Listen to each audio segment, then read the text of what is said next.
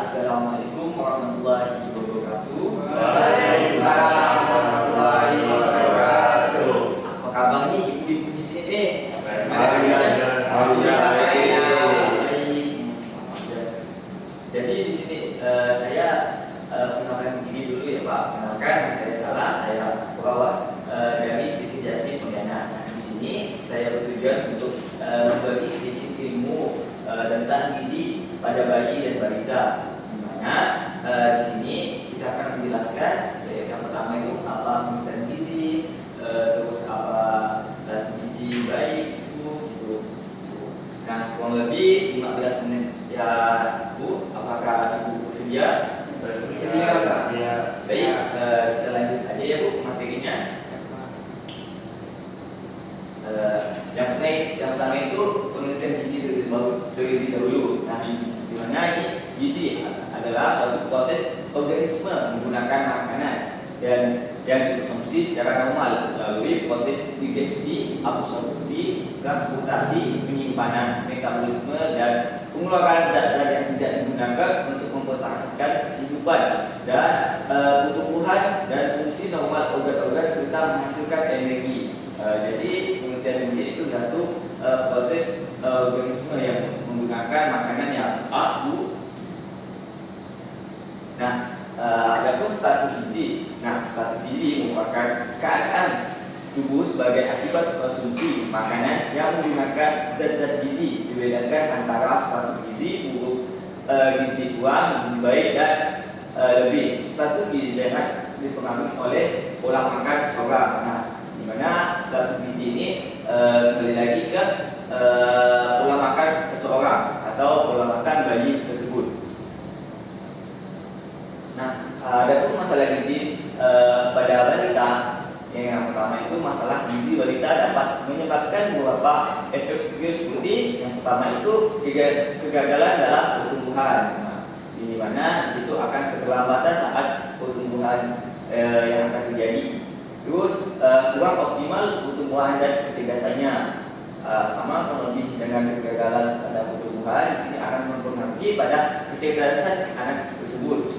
Terus pada poin ketiga yaitu bahkan mengakibatkan kematian pada balita.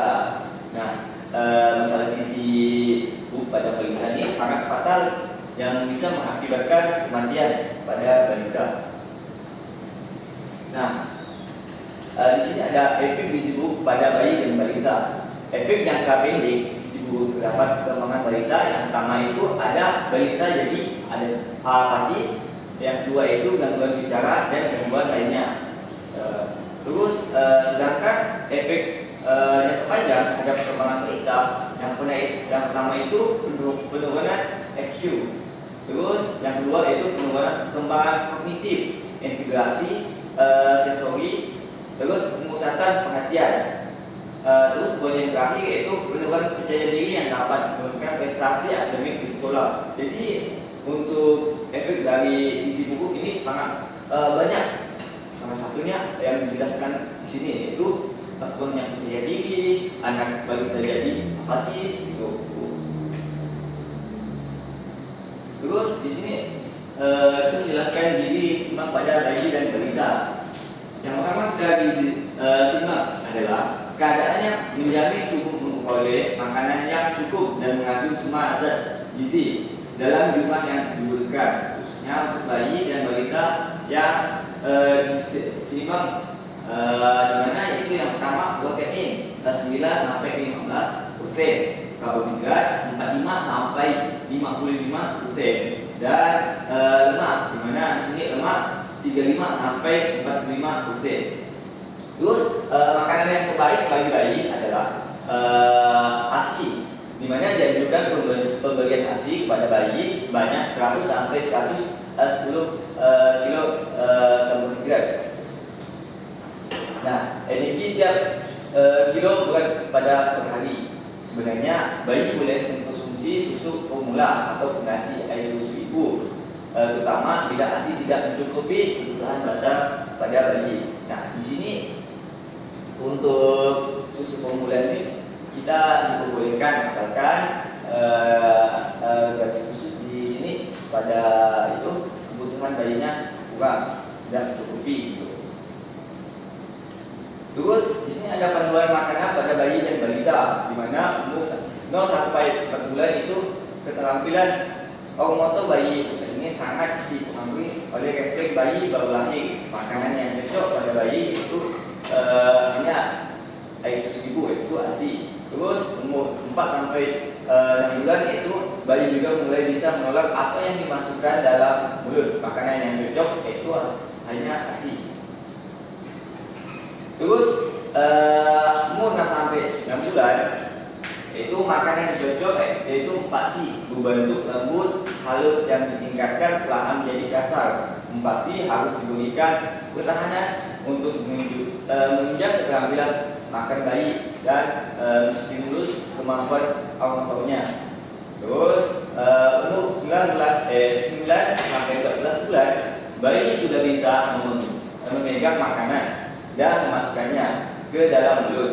Bayi juga sudah mulai bisa bergerak untuk memindahkan makanan saat dikunyah. Makanan yang cocok yaitu pasti cincang, halus atau sering kasar. Terus finger food. Baik Bu, telah selesai pemberian materinya atau pemberian sedikit ilmu yang kami ketahui di meja atau bangku kuliah. Jadi di sini kita membuka sedikit tanya jawab, di mana di sini ibu boleh bertanya di mana yang bingung atau masih tidak paham dari penjelasan yang kami berikan. Baik, ibu Bapak boleh angkat tangan terlebih dahulu untuk memberi pertanyaannya. Baik, silakan dengan Bapak siapa? Perkenalkan, nama saya Bapak Muhammad Iskandar. Saya ingin bertanya tentang pada umur bayi 6 sampai 9 bulan, makanan apa yang cocok untuk bayi?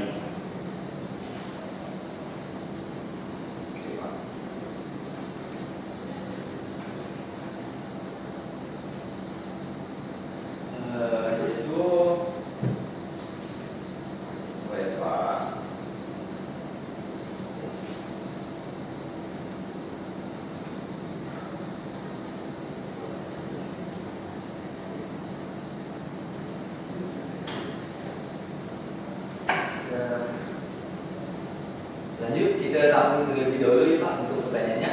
Ada yang mau ditanya?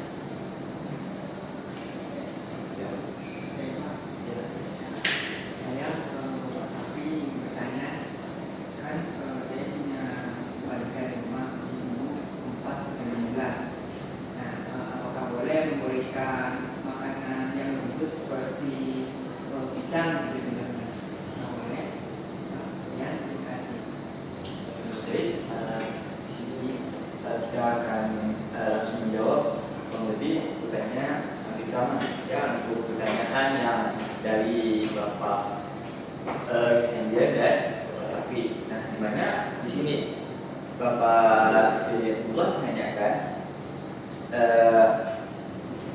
makanan untuk umur 6 sampai 9 bulan, yaitu makanan apa yang cocok atau makanan apa yang bagus untuk bayi, yaitu pasti. Nah, di mana pasti ini berbentuk lembut, halus dan ditingkatkan perlahan menjadi kasar. Pasti ini terus harus diberikan bertahan untuk menunjang keterampilan makan bayi dan stimulus kemampuan otomotor, di mana kekasaran atau kelembutan itu berjalan dengan ilmunya, yaitu semakin besar itu kerasnya boleh agak kasar gitu. Jadi dari awalnya mungkin agak lembut, jadi lebih kasar. Terus untuk Bapak Sapi dan saya menanyakan tentang umur 4 sampai 6 bulan, apakah cocok untuk diberikan ASI. Nah, untuk umur di sini lebih dianjurkan dan lebih dikhususkan untuk hanya pemberian ASI, di mana ASI ini sudah cocok atau sudah memenuhi gizi yang dia butuhkan pada umur 4 sampai 6 bulan. Begitu Bapak dan Bapak Iskandar. Terima kasih Pak. Lanjut ada yang ingin bertanya lagi untuk bapak-bapak dan ibu? Saya Pak. Nama saya sekalian. Jadi saya mau bertanya Pak, apakah gizi buruk itu yang menjadi salah satu penyebab terjadi stunting? Betul sekali Bapak, stunting adalah salah satu faktor yang gejala yang menyebabkan stunting itu gizi buruk, di mana dari saat balita itu kekurangan gizi sehingga terjadinya stunting. Salah satu efek dari jangka panjang tersebut kekurangan pada gizinya Pak.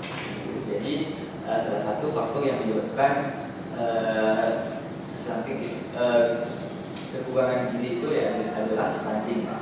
Terima kasih Pak. Untuk bapak-bapak, ibu, ada yang mau tanya? Silakan ibu, dengan ibu siapa? Ya baik, saya Ibu Suci. Jadi saya tuh punya anak di rumah itu mengalami gizi buruk atau kurang gizi. Nah, untuk cara menanganinya itu bagaimana ya? Baik Pak, ibu, di sini kembali lagi itu kita pertama itu mengatasi dengan pemberian ASI. Jika anak umurnya kurang dari 6 bulan atau di bawah 6 bulan, yaitu pertama itu pemberian ASI sebanyak 100 sampai 110 kilokalori. Nah, itu untuk pemberian nutrisi pada anak umur kurang dari 6 bulan. Terus untuk gizi seimbang pada orang normal atau anak normal yaitu proteinnya 9 sampai 15%, terus karbohidratnya 45 sampai 50% dan lemaknya sampai 35 sampai 45%. Begitu Ibu. Pakai Ibu paham? Ya, baik. Kasih ya Ibu. Ya. Terus dari bapak-bapak ada Ibu ada yang mau bertanya lagi? Pak, Silakan Pak. perkenalkan nama saya Pak Sabda Rizky. Saya ingin bertanya tadi Bapak Saraskan banyak menjelaskan tentang ASI dan FASI. Nah, kalau ASI itu kan saya tahu kan susu ibu. Nah, kalau FASI itu apa ya Pak? Soalnya bingung. Apa itu? Baik, untuk pasti ini adalah makanan penunjang atau contohnya kan itu jelaskan pasti yaitu berbentuk makanan lembut yang disampingkan untuk pemberian ASI. Nah, contohnya yaitu pasti itu misalnya pisang dan diharuskan untuk kembali lagi dengan umurnya. Jika umurnya 6 sampai 9 bulan kita tengok dulu dari yang lembut sampai ke lebih kasar itu. Kita memberi gizi yang cukup di situ. Begitu yang bisa saya jelaskan. Apakah itu Bapak paham? Ya, terima kasih. Baik.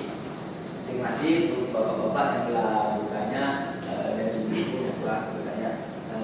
Ibu di sini kita sebelum menutup saya ingin bertanya kepada bapak-bapak sebelum menutup ini ada yang tahu tidak sih faktor yang menyebabkan masalah gizi buruk ini atau masalah yang disebabkan di situ? Ada yang ingin menjawab? Bapak? Silakan dengan namanya Pak Sapi ya Pak. Sapi. Dari yang Bapak jelaskan tadi yang menyebabkan kurangnya gizi pada bayi itu tidak tercukupinya pemberian ASI pada bayi pada rentang usia dari 1 hingga 12 bulan, di mana ASI yang seharusnya diberikan yaitu 10 sampai 110 kilokalori itu tidak tercukupi pada bayi yang menyebabkan kurangnya gizi pada bayi yang mereka pada perkembangan bayi itu. Wah, bagus sekali Bapak nih, terutama untuk Bapak Sapi yang telah menjawab